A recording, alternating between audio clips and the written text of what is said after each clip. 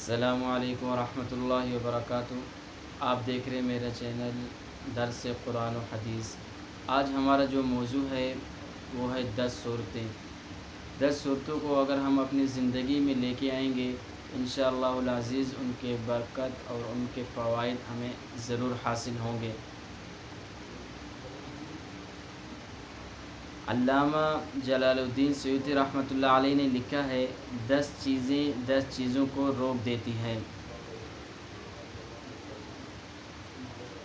سب سے پہلے سورۃ فاتحہ آپ اپنے دل کے کانوں سے سن لیجئے تاکہ آپ کو عمل کرنے میں آسانی ہو، اور انشاءاللہ العزیز اگر آپ ان پر عمل کریں گے اور ہر روز ان صورتوں کو پڑھیں گے اور ان کا ورد جاری رکھیں گے تو انشاءاللہ ان کے برکت اور انعامات آپ کو ضرور حاصل ہوں گے۔ سورۃ فاتحہ کے متعلق لکھا ہے کہ یہ اللہ رب العزت کے غضب کو روکتی ہے۔ سورۃ فاتحہ کا معمول بنے تو انشاءاللہ العزیز اللہ کے غضب سے آپ کو بچائے گی۔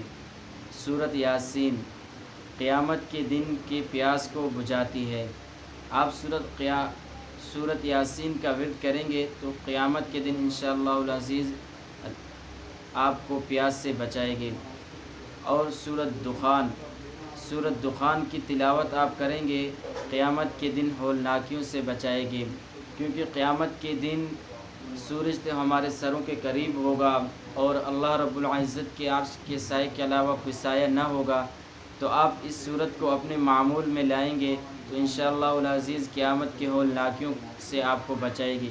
سورۃ واقعہ کی تلاوت روزانہ مغرب کے بعد اس کے پڑھنے سے آپ کے فقر و فاقہ اور رزق کی تنگی سے آپ کو بچائے گی۔ اور اس کے بعد سورۃ ملک یہ عذاب قبر سے آپ کو بچائے گی۔ آپ صلی اللہ علیہ وسلم کا فرمان ہے، آپ صلی اللہ علیہ وسلم نے فرمایا میرا دل چاہتا ہے کہ ہر امتی کے دل میں سورۃ ملک ہو۔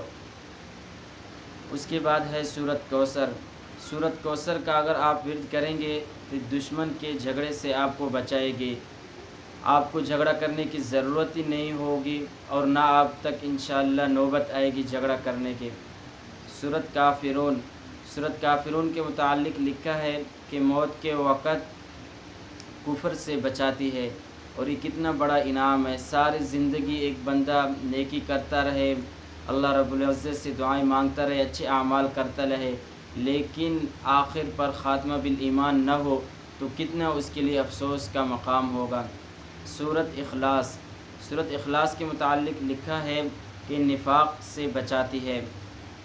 سورۃ فلق کی کثرت سے تلاوت کرنے سے حاسدین کے حسد سے آپ کو بچائے گی۔ سورۃ ناس کی تلاوت کرنے سے آپ کو وسوسے اور دل میں خیالات سے بچائے گی۔ تو انشاءاللہ العزیز آپ ان 10 صورتوں پر عمل کریں گے اور ان کو اپنی زندگی میں لائیں گے اور آپ ہی انشاءاللہ ان کے فوائد اپنے سامنے دیکھیں گے۔ وآخر دعوانا الحمدللہ رب العالمین۔